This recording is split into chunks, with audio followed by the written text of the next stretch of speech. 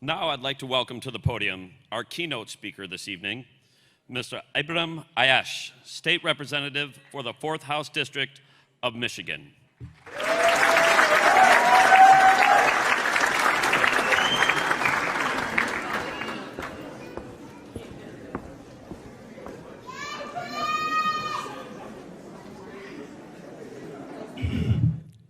Assalamu alaikum. It is good to be here with my Frontier Knights. I want to thank you all for inviting me here today. It is incredible to be here, and I want to thank every single parent who has endured 12, sometimes more years to celebrate this special day. I want to thank you all for allowing me to be a small part of this extraordinary moment. And I want to congratulate the class of 2022.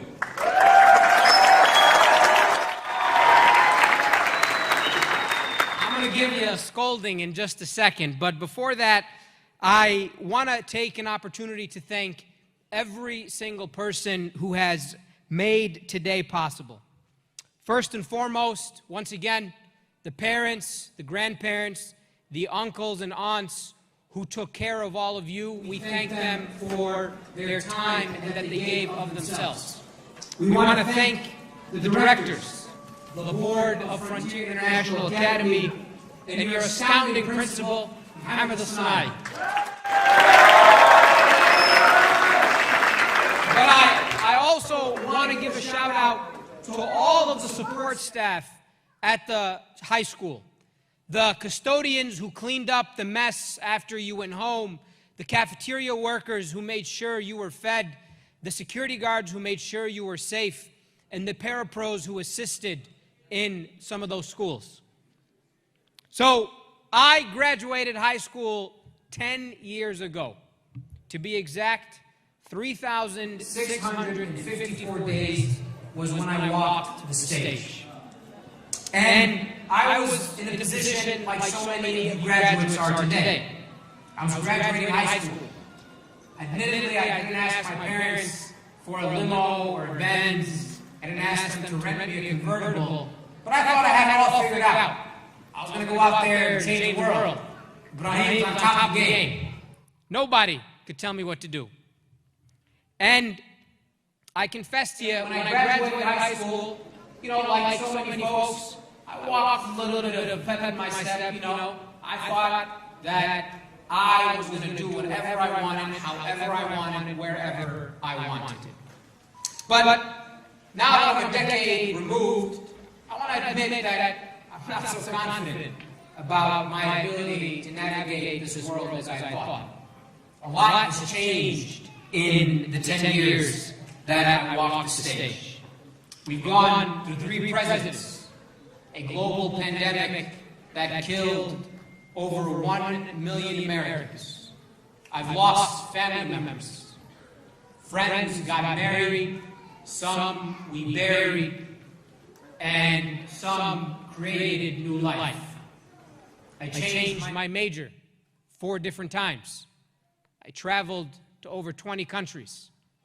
And I ran for office and lost, and then ran for office and won.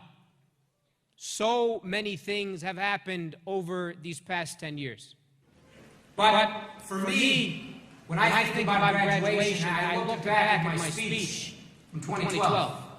I remember saying that on Saturday morning, when I wake up, graduation will simply be another yesterday. And Sunday, it will be 2 yesterdays. And here I am, 3,654 yesterdays ago. And I think about all of the incredible people that I met in my life. One of them is a gentleman by the name Tariq Al-Qadri. See, Tariq came to the United States when he was a young man. And if you ever had a chance to meet him, he had such an infectious spirit. Tariq was somebody who eventually moved to Texas, where he was able to open up a successful business.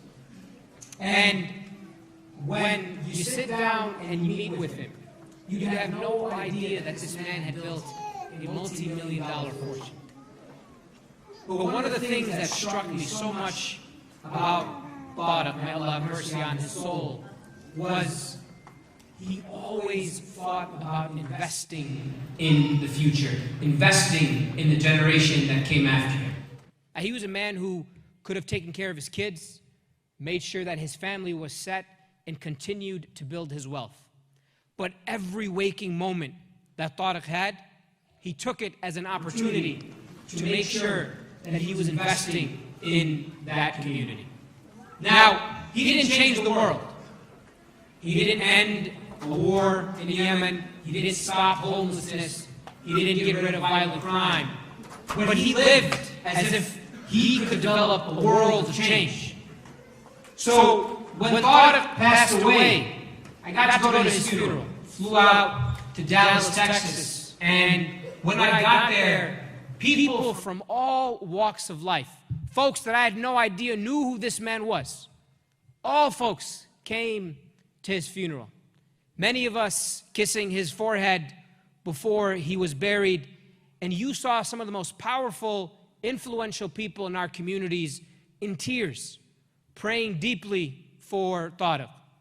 And then you hear the stories about who this man was, that when he gave donations or supported initiatives, he made it a point to say, I don't want any attention. That if I'm going to support an initiative, I want to do it quietly because I'm doing it for the sake of serving my Creator. That when he invested in people, he never asked for anything in return other than to make sure that you are finding someone else to extend that hand to. And I remember he told me something when I was visiting him before he passed. He says to me, Ibrahim, you are so blessed. You went to school. You have so many experiences and exposures that have made you the person who you were today. And he said to me, but remember this, and I need y'all to listen. I hear babies crying, so I need babies to stop crying. He said to me, العلم بلا عمل كالشجر بلا ثمر. That knowledge without action is akin to a tree that bears no fruit. It serves no purpose. So all of you here are going to walk away with a piece of paper in your hand that says you have entered the first stage of adulthood. And my hope is many of you will continue going forward with university or skills trades. You know, as a state representative, we need people to fix the damn roads. There's not enough workers out there. So if you're interested in being a pipe fitter or a construction worker to build homes and bridges and freeways, there's an opportunity for you too. For some of you, you're on a flight back home to get married. And that's okay. But I want you to ask yourself, when you discover that graduation is simply another yesterday, what are you doing to build towards that tomorrow?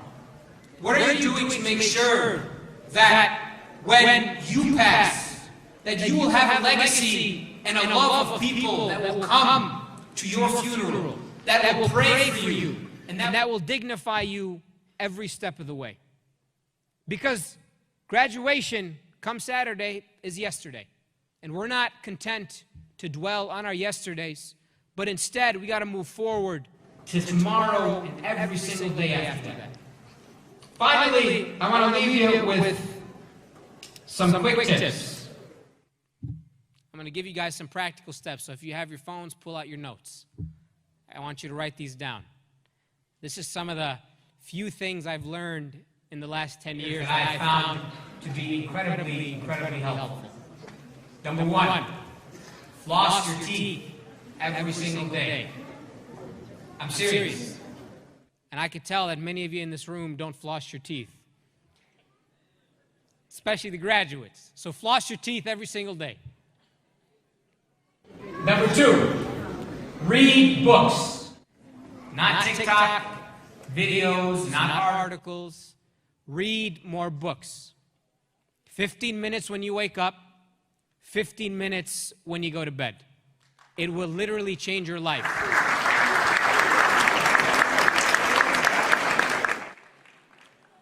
Number 3, drink water in as many ounces as you weigh. Or sorry, half your weight in ounces. So if you're a 300-pound man like myself, you drink 150 ounces of water a day. Number 4, use sunscreen every single day. Your future wife and husband will thank you tremendously. Number 5, pray every single day. Doesn't matter what your faith is, pray every single day. Number 7, you clap.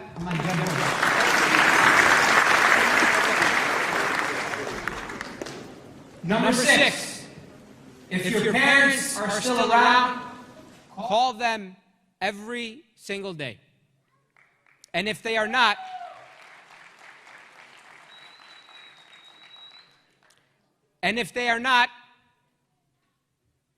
pray for them every single time you pray. And finally, this one's important, especially for those of you that are going to go to college. Nobody gives a damn what you wear. Nobody cares what kind of phone you have. Nobody cares what kind of rims or what kind of pack you have on your car, if it's a scat pack or if you're a Team Mopar or whatever the case may be. Nobody cares about that. What they do care about is, are you maxing out to your 401k with your future employer?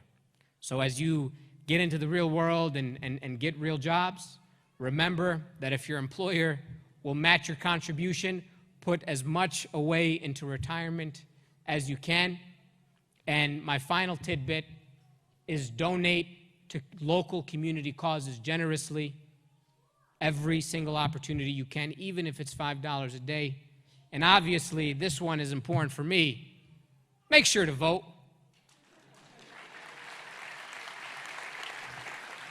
I will tell you, you are the most educated, the most technologically advanced, the most diverse, and the most globalized generation in history.